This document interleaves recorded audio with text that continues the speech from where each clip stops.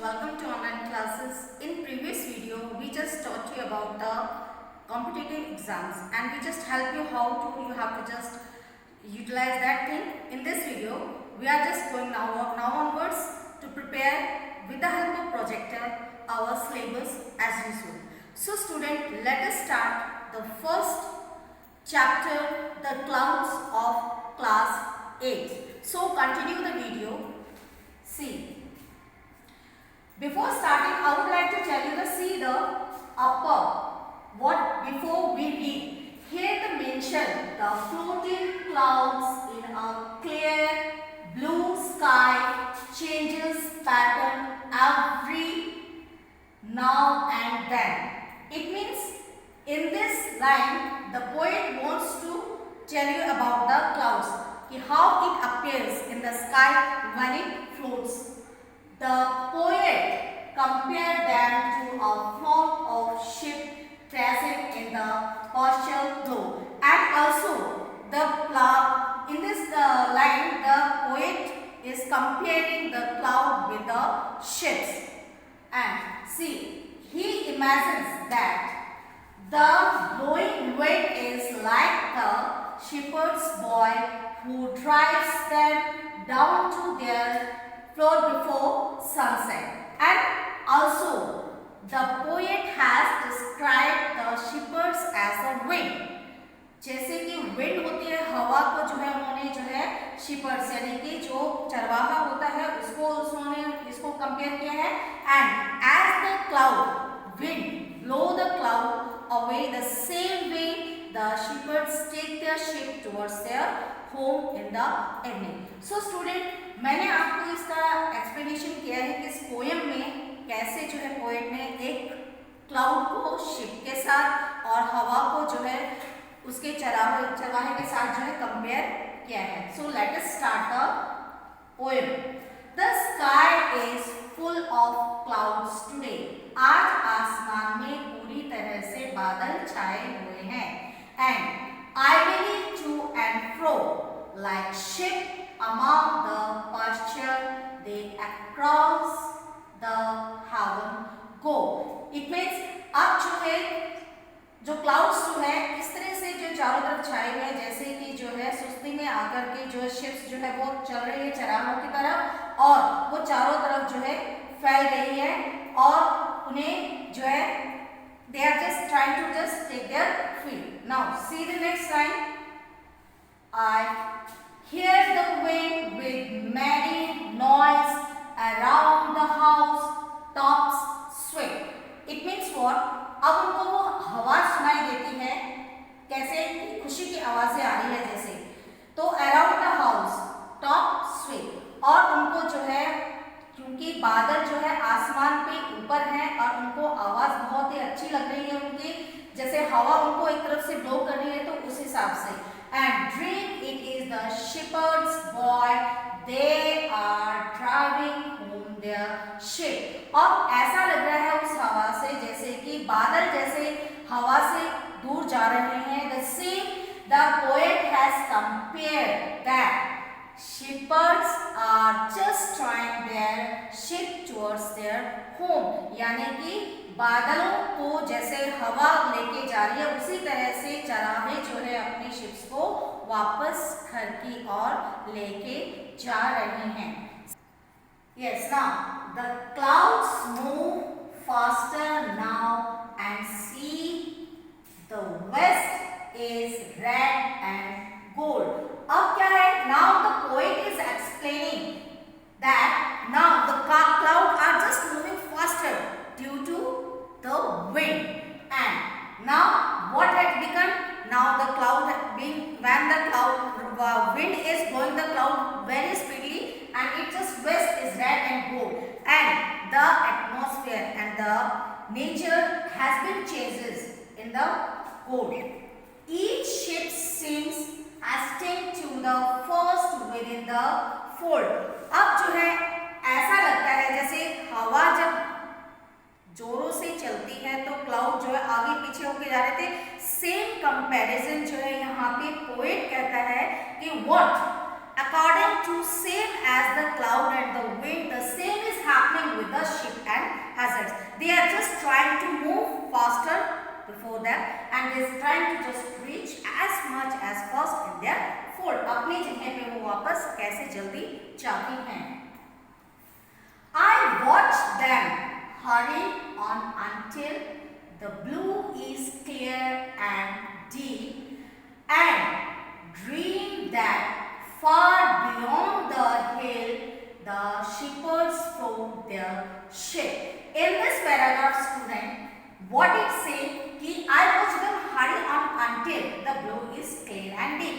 वो ये देख रहे हैं कि जैसे जैसे जो है दिन चढ़ता जा रहा है और शाम ढलती जा रही है, उसी तरह से जो क्लियर जो है आसमान है वो धीरे धीरे धुंधला होता जा रहा है और dream for that far beyond the हिल, और जो दूर जगह पे दूर जो है चरवाहे अपने जो है भेड़ों को जो चराने के लिए ले गए हैं. Now they have realized that the sunset is going to be start, so they have to move towards their home. So here they said the shepherds brought their sheeps. अब वो जो है अपनी शिप्स को वापस अपने घर की तरफ मोड़ते हैं और उसी तरह विंड जो है क्लाउड्स को अपनी और अपने फॉरवर्ड डायरेक्शन में मूव करती है.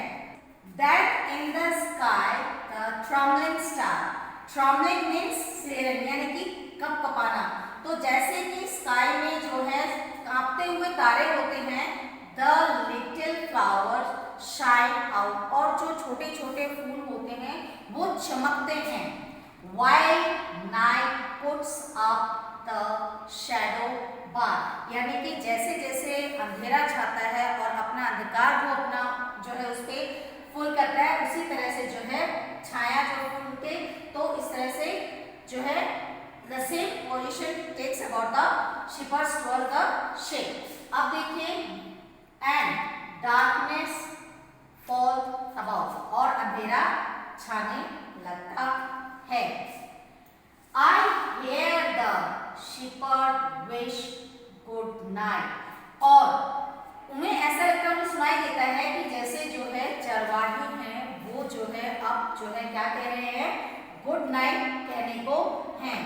Good night and happy sleep, क्योंकि वो अपने जो है शिप्स को जो है वापस अपने शिपर्स में लेके आ चुके हैं, इसलिए उनको अब उनका अंधेरा होने के बाद उनका सोने का मन कर रहा है. सो दे आर टायर्ड, पूरा दिन घूमने के बाद जब वो टायर्ड हो जाते हैं, and then they are willing to sleep so that they wishes to good night, और वो एक दूसरे को विश कर रहे हैं. they are saying towards each other say good night, and they are also telling to other person also, to their friends also, that good night and happy sleeps.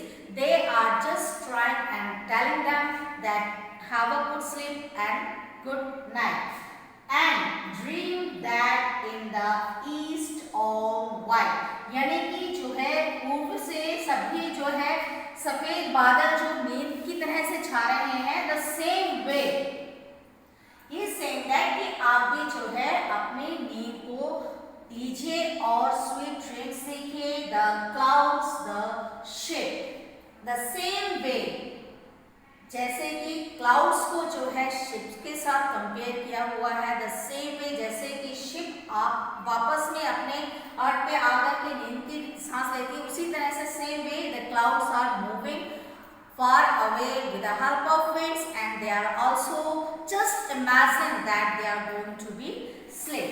So student, इस कविता में मैं आपको एक easy way में बताना चाह रही हूँ कि पोएट ने क्या किया है. शिप और शिपर्स, यानी कि जो शिप्स हैं, भेड़ हैं और चरवाहे हैं, उनका जो है उन्होंने कंपेयर किया है विंड और क्लाउड से. तो शिप को तो उन्होंने क्लाउड का रूप दे दिया, और शिपर्स जो है चरवाहे हैं उनको उन्होंने विंड के साथ कंपेयर किया है.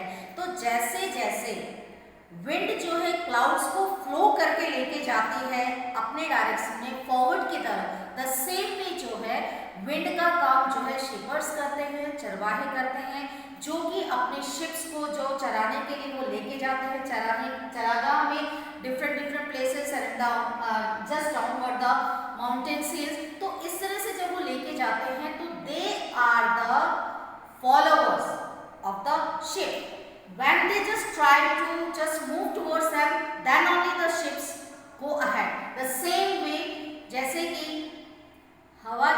विंड क्लाउड्स को फ्लो करती है, उसी तरह से पूरे दिन के इसमें डिस्क्रिप्शन के बाद in the end of the day जैसे जैसे डार्कनेस होती है, with the help of the wind the clouds move towards and the same way they also just go for sleep. यहाँ पे इमेजिनेशन की है इसमें पोएट ने कि जैसे क्लाउड शाम को जो है अंधेरे में विलीन हो जाते हैं, तो ही just suppose that they have just gone to sleep. The same way जो शिपर्स जो है अपने शिप्स को जो है अपने घरों में वापस लेके आते हैं शिपर्स में, और उसके बाद जो है they also go for sleeps and they just say good bye, good night to all and for the sweet dreams. So students, what you have to do, I have explained you in the both way and these are the word meanings. Ideally, lazy यानी कि आलसी होना, to and fro, here and there, it means यहाँ वहाँ, या फिर aimlessly यानी कि जिसका कोई भी किसी भी तरह से क्या करना है उसको प्रायोरिटी कुछ इमेजिनेशन नहीं है, that is and now person it is meadow, that is what the place where ships usually have their food, जहाँ पे वो चरागाह होते हैं। merry is happy यानी कि खुश होना, और hesitate moving fast इसका मतलब तेजी से मूव करना, fold shelter it's a place where ships usually stay, shelter for ships, and trembling is quaint इसका मतलब कपाना, and shadow bars is darkness, shadow bar इसका मतलब होता है अंधेरा। now slumber it means sleep, यहाँ पे सोने को जो है slumber का इस वर्ड से इसको किया हुआ है। so student what you have to do according to the poem, these are the word meanings which you have to do in the your notebook copy and just try to just write down the Hindi word also in your copy। आप इसका हिंदी में भी आप लीजिए, अगर आपको नहीं पता है मैंने आपको एक्सप्लेन कर दिया, in case you just didn't understand the thing, just see video not only once, twice and thrice, then only you will able to understand what I have taught in this video। आप इसको एक बार भी देखोगे तो जो है हो सकता है आपको समझ में नहीं आए, so while just reading it and understanding it, it's very essential, just try to understand, and just while just reading this is not only sufficient that only just you have just watch the video and just do the thing, not, also try to understand and just keep it in mind and try to do the thing in your copy।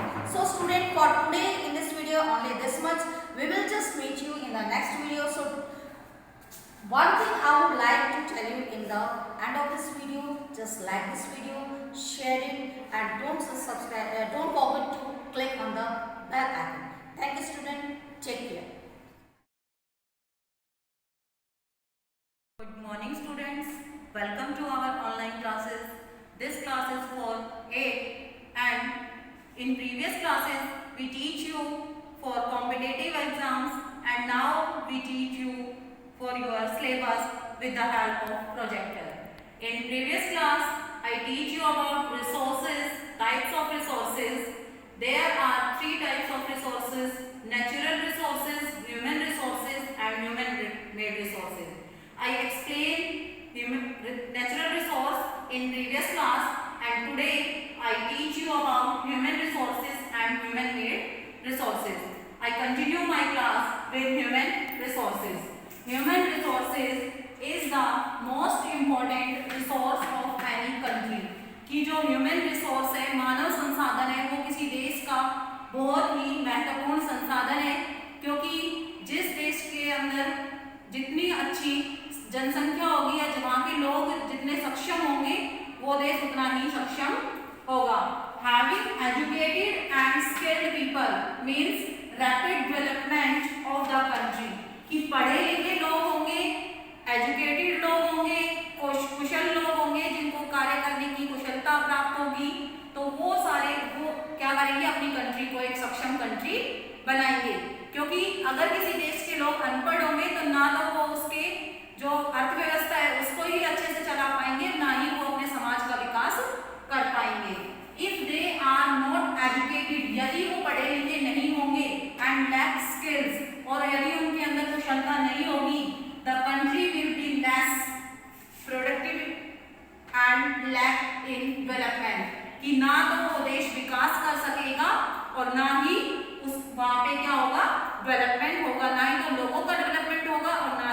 के ना ही देश का development होगा और ना ही देश के लोगों का। This is diagram of human resources. This is the diagram of A factory industry and you see the people work in this factory with the help of their skills and their education and the technology of this time।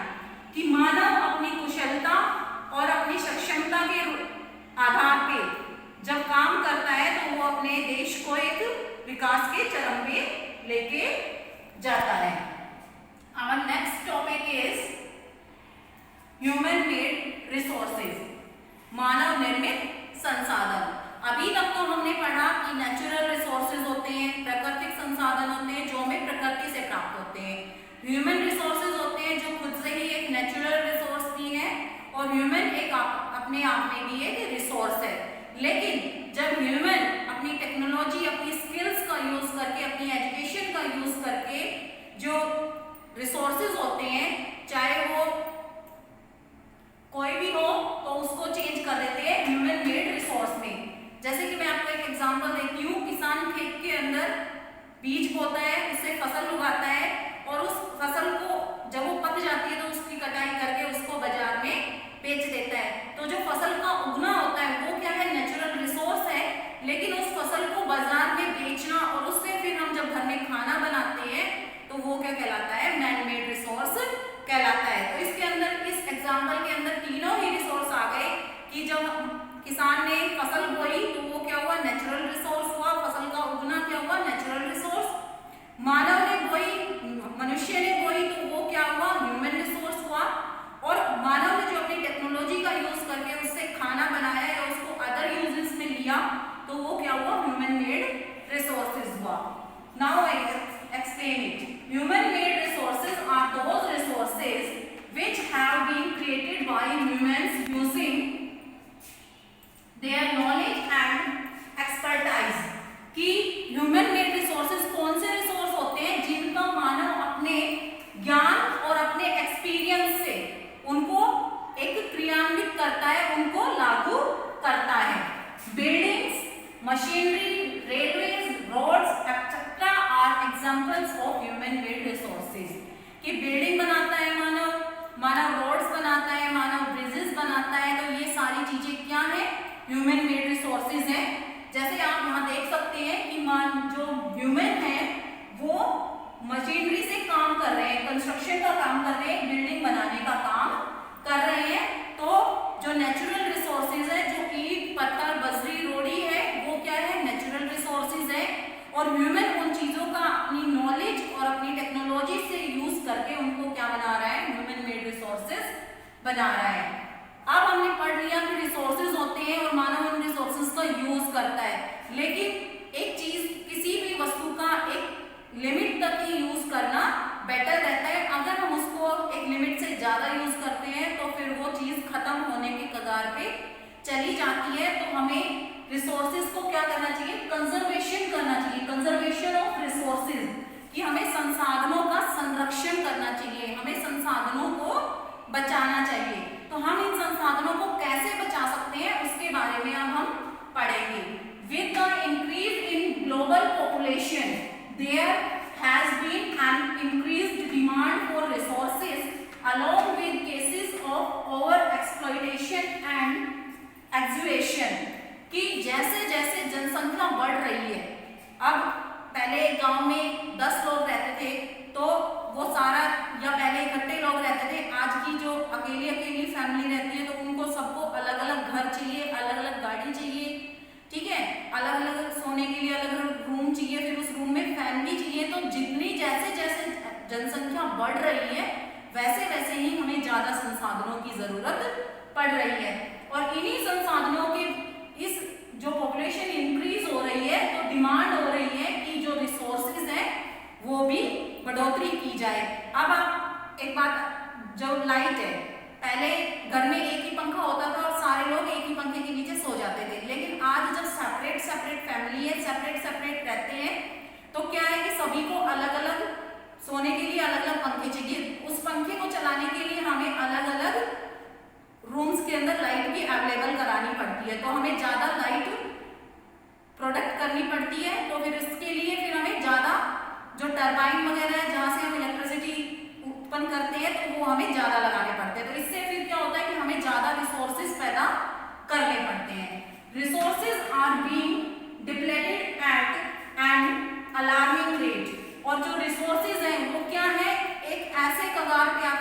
बड़े हो गए हैं, ऐसे स्तर पे आ गए हैं जहां से अलार्मिंग मतलब अलार्म का हम यूज किस लिए करते हैं, सुबह जगने के लिए करते हैं। तो ऐसे ही ये क्या है कि ये एक ऐसा टाइम आ गया है जब मानव को जगने की जरूरत है कि हम रिसोर्सेज को कंजर्व करें, एक लिमिट में यूज करें। दस resources should be used judiciously so that they can be conserved। और यदि हम उनको किनको रिसोर्सेज को एक उचित तरीके से, एक नियमबद्ध तरीके से, एक उचित तरीके से यूज करेंगे तो ही हम उनको कंजर्व कर पाएंगे। The idea of sustainable development should also be sustained upon as it emphasizes careful use of resources without wastage so that future generations to come will have resources to use for themselves। कि इन सारी चीजों को देखते हुए जब हमें पता लग गया कि रिसोर्सेज खत्म होने के कगार पे हैं, तो हमें क्या करना चाहिए, जो रिसोर्सेज खत्म होने वाले हैं या हमारे पास जो भी रिसोर्सेज बचे हुए हैं हमें उनको एक लिमिटेड तरीके से, एक उचित तरीके से, एक उचित मार्ग से यूज करना चाहिए ताकि जो हमारी आने वाली जनरेशन है, जो हमारी फ्यूचर की जनरेशन है, उसके लिए हम उन्हें सेव कर सकें। जैसे कि पेट्रोल है, पानी है, ये सारी चीजें क्या है, ये खत्म होने के कगार पे है। तो आगे जब 2030 या 40 तक जो जनरेशन आएगी उनके लिए पानी या जो पेट्रोल है, कोयला है, वो बहुत ही कम हो जाएगा। तो हमें उन सारी चीजों को कंजर्व करके रखना चाहिए। There should be steps to curb deforestation, over mining, overfishing, etc., which are major reasons for environmental damage। कि इस वातावरण को या इन रिसोर्सेज को खत्म होने में कौन से 3 कारक या कुछ कारक हैं जो इसको बढ़ाते हैं, तो हमें कौन से कदम उठाने चाहिए जो इस चीज को कम कर सके। तो कर्ब डिफोरेस्टेशन मतलब डिफोरेस्टेशन जो हो रहा है उसको हमें कम करना चाहिए। ओवर माइनिंग क्या है, माइनिंग का मतलब होता है खदान खोदना, जहां से हम कोयला या कोई भी मिनरल निकालते हैं, तो उसको कम करना है। ओवर माइनिंग जो हो रही है उसको भी कम करना है। ओवर फिशिंग जो हो रही है उसको भी कम करना है, क्योंकि जब हम ओवर फिशिंग करते हैं तो जो समुद्र की जो इकोसिस्टम है वो खराब हो जाता है और उससे फिर क्या होता है, जो समुद्र होते हैं उनमें फ्लड वगैरह आ जाती है या सुनामी आ जाती है। द कंसेप्ट ऑफ 3 Rs, अब ये 3 Rs 3 रुपीज नहीं है, ये 3 Rs है जो एक कंसेप्ट है जिसको यूज करके हम रिसोर्सेज को कंजर्व कर सकते हैं। तो एक है reduce, reuse and recycle should be practised so as to save and extend the availability of resources। कि ये जो 3 Rs का एक कंसेप्ट है, क्या कंसेप्ट है कि रिड्यूस करना, किसी चीज को कम यूज करना। रिड्यूस का मतलब होता है कम, ठीक है, तो किसी चीज को कम यूज करना। अगर हमें 1 गिलास पानी की जरूरत है या हमें ½ गिलास पानी की जरूरत है तो हमें सिर्फ उतना ही पानी लेना चाहिए। ये नहीं है कि हमें एक मतलब कि आधे गिलास पानी की जरूरत है और हमें 1 बोतल भर के पानी वेस्ट कर दें। फिर है रीयूज, किसी चीज को यूज करने के बाद उसका फिर से यूज करना। जैसे कि हम पानी को कर सकते हैं, मान लो हमने घर में पानी से कपड़े धोए, ठीक है, कपड़े धोने के बाद उस पानी से हम पोछा भी लगा सकते हैं और पोछा लगाने के बाद उस पानी को हम अपने पेड़ पौधों में भी दे सकते हैं। तो इस पानी ऐसे क्या हुआ, पानी का रीयूज हुआ और पानी वेस्ट भी नहीं गया, ठीक है। उसके बाद है रिसाइकिल, कि किसी चीज को वापस से बनाना, जैसे अपना पेपर है या प्लास्टिक है, तो इन चीजों को हमें खुले में नहीं डालना चाहिए। जो अलग अलग डस्टबिन होते हैं, एक गीले कचरे के, सूखा कचरे का, तो हमें अलग अलग डालना चाहिए ताकि हम उसको रिसाइकिल कर सकें। जो प्लास्टिक वगैरह है उनको हम रिसाइकिल कर सकें। तो इन जब हम 3 Rs के कंसेप्ट को जब हम अपनाएंगे, रिड्यूस, रीयूज और रिसाइकिल के कंसेप्ट को जब हम अपनाएंगे, तो क्या होगा, हम अपने संसाधनों को कंजर्व कर सकेंगे।